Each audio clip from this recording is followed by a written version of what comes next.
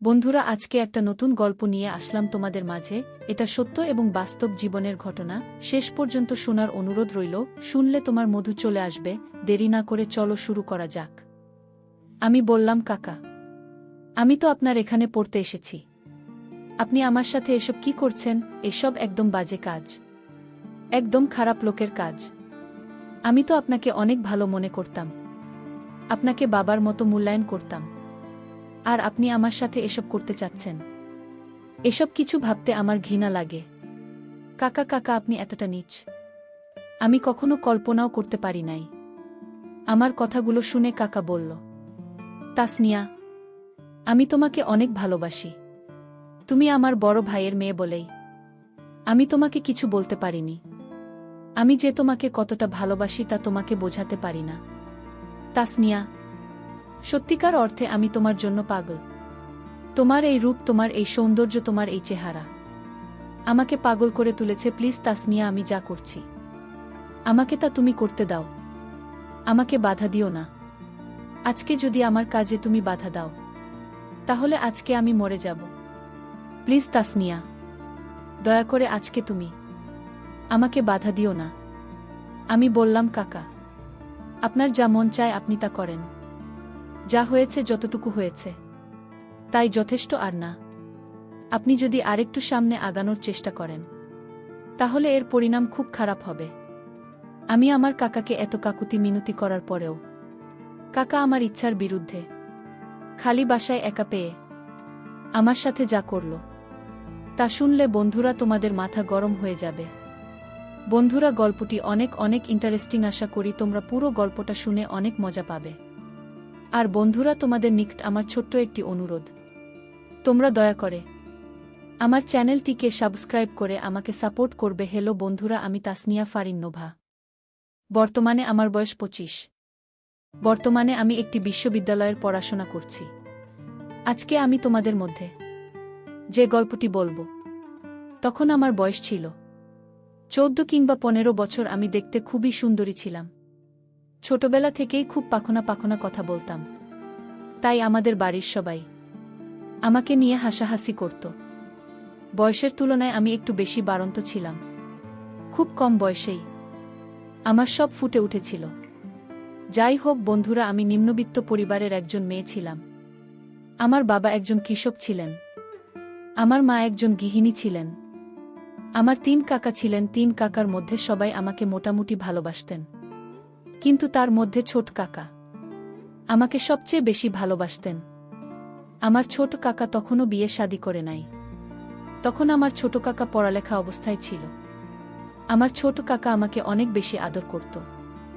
আমি বুঝতে পারতাম, কিন্তু আদর করার ছলে আমার ছোট কাকা ছোটবেলা থেকেই মাঝে মধ্যে আমার সাথে অদ্ভুতভাবে আচরণ করত। আমার বয়স তখন কম ছিল, তো তখন আমি খুব একটা বেশি বুঝতে পারি নাই। কিন্তু যখন আমি বড় হতে লাগলাম, আমার বয়স বাড়তে লাগল, তখন আমি কাকার এই আচরণের মর্ম আস্তে আস্তে অনুভব করতে শুরু করলাম। একদিন কাকা অনেক দূরে মেলায় গিয়েছিল। মেলা থেকে আসার সময় আমার জন্য অনেকগুলো খেলনা নিয়ে এসেছিল, কারণ কাকা জানত আমি মেলার খেলাকে অনেক বেশি ভালোবাসি। কাকা মেলা থেকে খেলনার পাশাপাশি অনেক মজার মজার খাবার এবং মিষ্টি নিয়ে এসেছিল। কাকা মেলা থেকে সব কিছু নিয়ে এসে আমাকে ডাকাডাকি করতে শুরু করল, আমাকে খুঁজতে শুরু করল। আমাকে খুঁজে যখন কোথাও পাচ্ছিল না, আমি পাশের বাড়িতে আমার বান্ধবীদের সাথে ঘোরাঘুরি করতে চলে গিয়েছিলাম। তারপর কাকা আমার আম্মুকে বলল, ভাবি, অভাবী, এবা কোথায়? নোভা মামনির জন্য আমি অনেকগুলো খেলনা এবং খাবার নিয়ে এসেছি মেলা থেকে। তাড়াতাড়ি তাকে দেখে আমার কাছে পাঠাও। মেলা থেকে তার জন্য কিছু গহনাও এনেছি। আমি নিজের হাতে তাকে পুড়িয়ে দেব। তাড়াতাড়ি ভাবে ওকে আমার কাছে ডেকে পাঠাত। আমার প্রতি চাচার এরকম ভালোবাসা দেখে আমার আম্মু খুব খুশি হয়ে গেলেন। খুশি হয়ে আমাকে ডাকতে গেলেন। আমাকে ডেকে এনে কাকার কাছে পাঠালেন। আমি যেতেই কাকা আমাকে ধরে বললেন, মা, আমি কোথায় গিয়েছিলে তুমি? তোমার জন্য আমি কতক্ষণ ধরে অপেক্ষা করছি।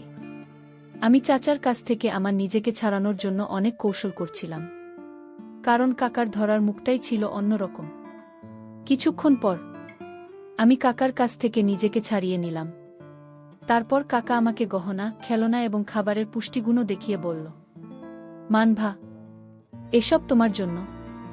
আমি এই সমস্ত কিছু দেখে কাকার কিছুক্ষণ পূর্বের আচরণ আমি তাৎক্ষণিক ভুলে গেলাম। কাকা আমাকে একটি একটি করে সব কিছু দেখাতে শুরু করল, গহনা, খাবার এবং খেলনা। আমি দেখে খুব খুশি হয়ে কাকাকে বললাম, কাকা, তুমি আমাকে অনেক ভালোবাস, তাই না? যে কারণে তুমি এগুলো এনেছ। আমিও কাকা তোমাকে অনেক বেশি ভালোবাসি। কাকা আমার মুখ থেকে ভালোবাসার কথা শুনে একটা মুচকি হাসি দিয়ে বলল, সত্যি মা মনি, তুমি আমাকে অনেক ভালোবাস। ঠিক আছে মাম্নি, তুমি যদি আমাকে ভালোবাসো তাহলে তোমাকে একটা পরীক্ষা দিতে হবে।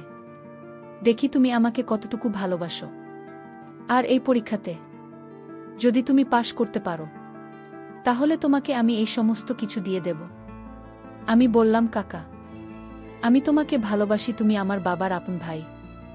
আমি তোমাকে কাকার মতো করেই ভালোবাসি। এ ব্যাপারে কোনো সন্দেহ আছে তোমার? যদি সন্দেহ থাকে তাহলে তুমি আমাকে যে কোনো পরীক্ষা নিতে পারো। কাকা আমার মুখ থেকে এরকম ধরনের অনুভূতির কথা শুনে বলল, আচ্ছা ঠিক আছে মাম্নি, যাও, তুমি আমাকে ভালোবাসো, তোমাকে কোনো পরীক্ষা দিতে হবে না। তবে তোমাকে প্রতিদিন একটা কাজ করতে হবে। যদি তুমি এই কাজটা করতে পারো তাহলে তোমাকে আরও বেশি মজা দিব। তুমি যা চাও তাই দিব। বলো মা নোভা, তুমি কি প্রতিদিন আমার সাথে এই কাজটা করতে পারবে? কাকা যখন আমাকে এই প্রস্তাবটা দেয় তখন আমি ক্লাস 8-এ পড়ি। আমার বয়স তখন 14 কি 15 হবে। কাকার মুখ থেকে এরকম ধরনের কথা শুনে আমি প্রথমে কিছুটা ঘাবড়ে যাই। কি এরকম কাজ, যে কাজটা কাকার সাথে প্রতিদিন আমাকে করতে হবে? আমি প্রথমত খুব ভয় পেয়ে যাই, না জানি কি কাজ করতে বলে কাকা। কিন্তু কাকার চোখে মুখে ভিন্ন এক চাপ আমি দেখতে পেয়েছিলাম। তারপর আমি কাকাকে বললাম, কাকা, কি এমন কাজ যে কাজটা তোমার সাথে প্রতিদিন করতে হবে, আর এই জন্য তুমি আমাকে প্রতিদিন অনেক মজা দিবে? যদি করার মতো হয় তাহলে কাকা অবশ্যই তোমার সাথে আমি কাজ করব। আর যদি করার মতো না হয় তাহলে তো কিছু করার নেই। একটু বলো কাকা প্লিজ, বলো না কাকা, একটু প্লিজ। এত ঘোরাচ্ছে কেন? কাকা আমার মোটিভেশন বুঝে কথাটাকে ঘোরানোর চেষ্টা করছে। কাকা বলল, আচ্ছা ঠিক আছে মাম্নি, তোমাকে বেশি কিছু করতে হবে না। তুমি প্রতিদিন রাতে 8টা থেকে 9টা পর্যন্ত আমার কাছে সে পড়তে হবে। আমি তোমাকে খুব মনোযোগ সহকারে পড়াব, তোমাকে সামনে ভালো রেজাল্ট করতে হবে। কাকা আমাকে পড়াবে। কথাটা শুনে আমার কাছে খুব ভালো লাগল। এর আগে কাকাকে অনেকবার বলেও আমাকে পড়াতে রাজি করাতে পারি নাই। কাকার নিজের পড়ালেখা এবং আরও ব্যস্ততা ছিল। আজকে কাকা নিজেই বলছে সে আমাকে পড়াবে। সেটা আমার কাছে খুব আনন্দের মনে হয়েছিল, কিন্তু এই আনন্দের বিশ্বাসটা যে আমার জীবনে কাল হয়ে দাঁড়াবে তা আমি কখনো কল্পনাও করতে পারিনি। আমার জীবনের সর্বনাশ ডেকে আনবে আমি কখনো ভাবতেই পারিনি। আমি বললাম, আচ্ছা ঠিক আছে কাকা, আমি কাল থেকে প্রতিদিন রাত্রে 8টা থেকে 9টা পর্যন্ত তোমার কাছে পড়তে আসব। এই বলে আমি কাকার কাছ থেকে খেলনা সামগ্রী, গহনা এবং মিষ্টি নিয়ে চলে আসলাম। এসে আমার আম্মুকে বললাম, আম্মু, কাল থেকে কাকা আমাকে রাত্রে 8টা থেকে 9টা পর্যন্ত পড়াবে। কাকা আমাকে পড়াবে শুনে আমি খুব খুশি হল। পরের দিন রাত্রে 1টা বাজে চলে গেলাম কাকার রুমে পড়তে। কাকা আমাকে পড়তে এসেছি দেখে অনেক খুশি হয়েছি। কাকা আমাকে একটি অঙ্ক বুঝিয়ে দিল। আমি সেই অঙ্কই আবার পুনরায় করার চেষ্টা করছিলাম। আমার মনোযোগ ছিল অঙ্কের প্রতি, পক্ষান্তরে কাকার মনোযোগ ছিল আমার প্রতি। হঠাৎ করে আমি আর চোখে চেয়ে দেখলাম কাকা আমার দিকে খারাপ নজরে চেয়ে রয়েছে, খুব বাজে দৃষ্টি দিচ্ছে। আমি কাকার দিকে চাইতে কাকা আমার এখান থেকে চোখ ফিরিয়ে নিত আর বলতো, তাড়াতাড়ি অক্ষর, একটু পর তোকে ইংরেজি পড়াব। এইভাবে কাকার এখানে আমি প্রতিদিন রাত্রে পড়তে যেতাম। মাঝে মধ্যে আমি যখন পড়া পারতাম না তখন কাকা শাসন করার ছলে আমাকে খুব বাজেভাবে ছুটিত। আমি কিছু বলতেও পারতাম না। একদিন আমি কাকাকে বললাম, কাকা, তুমি যদি আমাকে এভাবে মারো তাহলে আমি আর পড়তে আসতো না। কাকে বল, আরে বেটি, যদি তাকে কিছু শাসন না করি তাহলে কি তোর ভেতর থেকে পোড়া বের হবে? আমি বললাম, কাকা তো ঠিকই বলেছে, যদি শাসন না করে তাহলে তো আমার পড়তে মন চাইবে না। কিন্তু আমি তখনও কাক আর ভিতরে লুকিয়ে থাকা শয়তানটাকে চিনতে পারি নাই। একদিন কাকা আমাকে পড়াচ্ছিল, একদিকে পড়া ছিল আর অন্যদিকে টেবিলের নিচ দিয়ে আমার নিম্নাংশে এলোমেলো করার চেষ্টা করছিল। আমি তখন লজ্জায় কিছু বলতে পারছিলাম না। আমি বারবার সরে যাওয়ার চেষ্টা করেছিলাম কিন্তু কোনোভাবেই পারছিলাম না। অবশেষে আমার মন খারাপ দেখে কাকাই আমাকে ছেড়ে দিয়েছিল। পরের দিন কাকার কাছে পড়তে গেলে কাকা আমাকে বলল, মা তাসমিয়া, আজকে আমি তোমাকে পড়াব না, আজকে আমার মন ভালো নেই, আজকে তোমাকে নিয়ে শুয়ে শুয়ে একটি বাংলা নাটক দেখব। বাংলা নাটক আমার কাছে এমনিতেই খুব প্রিয়, আমি খুব ভালো বাংলা নাটক দেখি, বিশেষ করে নিলয় আলমগীর এবং যেই ছিল নাটকগুলি আমি দেখি, এই দুটি জুটি আমার কাছে খুবই প্রিয়। আমি কাকাকে বললাম, কাকা, আমি জান্নাতুল সুমাইয়া হিমি এবং নীলা আলমগীর নাটক দেখব। কাকে বলল, আচ্ছা ঠিক আছে, তাহলে আমি আমার মোবাইলে হইনি এবং নিলয় আলমগীর নাটক বের করছি। এই বলে কাকা হেডফোন লাগিয়ে আমার কানে একটি আর কাকার কানে একটি দিয়ে হিমি এবং নীলা আলমগীর নাটক ছাড়ল। আমি তো মনের সুখে নাটক দেখতে শুরু করলাম, কিন্তু এর ভিতরে যে কাকার মূল শয়তানি রহস্য লুকিয়েছিল তা আমি কখনো বুঝে উঠতে পারিনি। হিমি এবং নীলা আলমগীর নাটকের শেষে আরও একটি অদ্ভুত ধরনের ভিডিও কাকার মোবাইলে অটোমেটিক চলতে শুরু করল। ভিডিওটি দেখে দেখে আমি বারবার কেঁপে উঠতে লাগলাম। জীবনের প্রথম এরকম দৃশ্য দেখে আর চোখ ফেরাতে পারলাম না। দুটি যুগলের এক অপরূপ দৃশ্য দেখার পর আমার কাছে নতুন কোনো কৌতূহল মনে হয়েছিল। বন্ধুরা জানেনই তো, তখন আমার বয়স ছিল মাত্র 14 কি 15 বছর। তখন আমার চোখে মুখে সর্বদাই ছিল যৌবনের ছাপ, তারুণ্যের সমস্ত কিছুই আমার মধ্যে বিরাজমান। বন্ধুরা, ভিডিওটি দেখে আমার গায়ে যেন প্রবাহমান রক্তের স্রোত বয়ে যাচ্ছিল। ভিডিওটি দেখে আমি আর নিজেকে কন্ট্রোল করতে পারলাম না। অটোমেটিক্যালি নিম্নাংশের অবস্থা খারাপ হতে শুরু হলো। আস্তে আস্তে ওই ভিডিওর প্রতি আরও বেশি আসক্ত হয়ে যাচ্ছিলাম। আমিও তখন কাকার সাথে খুব মনোযোগ সহকারে ভিডিওটি দেখতে শুরু করলাম। আমার তখন এমন অবস্থা হলো, কাকাকে তখন বন্ধুর মতোই মনে হলো। আমার কোনো হুঁশ জ্ঞানই ছিল না।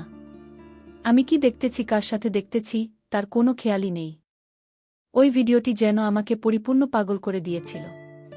ভিডিওটি দেখতে দেখতে হঠাৎ আমার কাছে মনে হলো কাকে যেন আমার সাথে কি রকম অদ্ভুত আচরণ করতে শুরু করল। ভিডিওটি দেখে আমার অবস্থা এতটাই খারাপ হয়ে গিয়েছিল যে কাকা যে আমার সাথে এরকম বাজে আচরণ করছে তাও আমার খেয়াল নেই। মানে আমি যেন একটা কাকতারুয়া হয়ে গেছি। কাকার যেমন চায়, যেভাবে মন চায় তার কাজ চালিয়ে যাচ্ছে, কিন্তু আমি কোনো বাধা দেওয়ার প্রয়োজনই মনে করেছিলাম না। ভিডিওটি আমাকে এতটুকুই আসক্ত বানিয়েছিল যে যেখানে আমার নিজের কাকা আমার সব কিছু লুটে নিয়ে যাচ্ছিল, তারপরও আমি থাকি কিছু বলার মতো অনুভূতি খুঁজে পেলাম না। কাকা আর আমি একাকিত্বে রুমের মধ্যে চলছে এক ভিন্ন রকম প্রতিযোগিতা। কাকা যখন পূর্ণ নিয়ন্ত্রণ আনতে যাবে তখন আমার হুঁশ ফিরে আসে। আমি চোখ মেলে চেয়ে দেখি কাকা আমার উপর অন্তিম তাণ্ডব শান্তি শুরু করতে চলেছে। আমি বললাম, কাকা, আমি তো আপনার এখানে পড়তে এসেছি, আপনি আমার সাথে এসব কি করছেন? এসব একদম বাজে কাজ, একদম খারাপ লোকের কাজ। আমি তো আপনাকে অনেক ভালো মনে করতাম, আপনাকে বাবার মতো মূল্যায়ন করতাম, আর আপনি আমার সাথে এসব করতে চাচ্ছেন? এসব কিছু ভাবতে আমার ঘৃণা লাগে। কাকা কাকা, আপনি এতটা নিচে আমি কখনো কল্পনাও করতে পারি নাই। আমার কথাগুলো শুনে কাকা বলল, তাসনিয়া, আমি তোমাকে অনেক ভালোবাসি, তুমি আমার বড় ভাইয়ের মেয়ে বলে আমি তোমাকে কিছু বলতে পারিনি। আমি যে তোমাকে কতটা ভালোবাসি তা তোমাকে বোঝাতে পারি না তাসনিয়া। সত্যিকার অর্থে আমি তোমার জন্য পাগল। তোমার এই রূপ, তোমার এই সৌন্দর্য, তোমার এই চেহারা আমাকে পাগল করে তুলেছে। প্লিজ তাসনিয়া, আমি যা করছি আমাকে তো তুমি করতে দাও, আমাকে বাধা দিও না। আজকে যদি আমার কাজে তুমি বাধা দাও তাহলে আজকে আমি মরে যাব। প্লিজ তাসনিয়া, দয়া করে আজকে তুমি আমাকে বাধা দিও না। আমি বললাম, কাকা, আপনার যা মন চায় আপনি তা করেন। যা হয়েছে, যতটুকু হয়েছে তাই যথেষ্ট। আর না, আপনি যদি আরেকটু সামনে জাগানোর চেষ্টা করেন তাহলে এর পরিণাম খুব খারাপ হবে। আমি আমার কাকাকে এত কাকুতি মিনতি করার পরেও কাকা আমার ইচ্ছার বিরুদ্ধে খালি বাসায় একা পেয়ে আমার জীবনে প্রথম অভিষেক ঘটিয়েছিল। জীবনে প্রথম আমি এরকম পরিস্থিতিতে আমার হৃদয়ে রক্তক্ষরণ হয়েছিল। তারপর থেকে বন্ধুরা, আমি আমার কাকার ধারে কাছেও আমি যাইনি। এখন আমি বিশ্ববিদ্যালয়ের একজন ছাত্রী। চাইলে এর প্রতিবাদ করতে পারি, কিন্তু না, আমি তা করব। এতে আমার বাবা এবং চাচার মধ্যে বড় ধরনের ঝগড়া হতে পারে। তাই এর বিচার একজনের কাছে দিয়ে দিলাম। ভাবলাম কোনো না কোনো দিন হয়তো এর বিচার পাবে। পরিশেষে আমি তোমাদেরকে বলব, বন্ধুরা, সন্তানের পিতা মাতারা অবশ্য একেবারে ছোটবেলা থেকেই তাদের সন্তানদের প্রতি লক্ষ্য রাখা উচিত। আর প্রত্যেকটি পিতামাতার উচিত তাদের সন্তানদেরকে নিজের মতো করে মানুষ করা, নিজের চোখে চোখে রাখা এবং বিশ্বস্ততার উপর ভরসা করে কারো উপর নষ্ট না করা। বন্ধুরা, গল্পটি তোমাদের কেমন লাগল অবশ্যই কমেন্ট করে জানাবেন। বন্ধুরা, আজকে এই পর্যন্তই, আবারও আসব তোমাদের মধ্যে নতুন কোনো গল্প নিয়ে। গল্পটি যদি তোমাদের ভালো লাগে তাহলে একটি লাইক দাও। প্রতিদিন আমি তোমাদেরকে এই রকম ইন্টারেস্টিং একটা করে নতুন গল্প উপহার দিব। তাই তোমাদেরকে অনুরোধ করে বলছি, তোমরা যদি এরকম ধরনের ইন্টারেস্টিং গল্প পেতে চাও তাহলে দয়া করে আমার চ্যানেলটি সাবস্ক্রাইব করো। অবশেষে তোমাদের সকলের সুস্বাস্থ্য কামনা করি। ভিডিওটি দেখার জন্য তোমাদের সকলকে অসংখ্য ধন্যবাদ।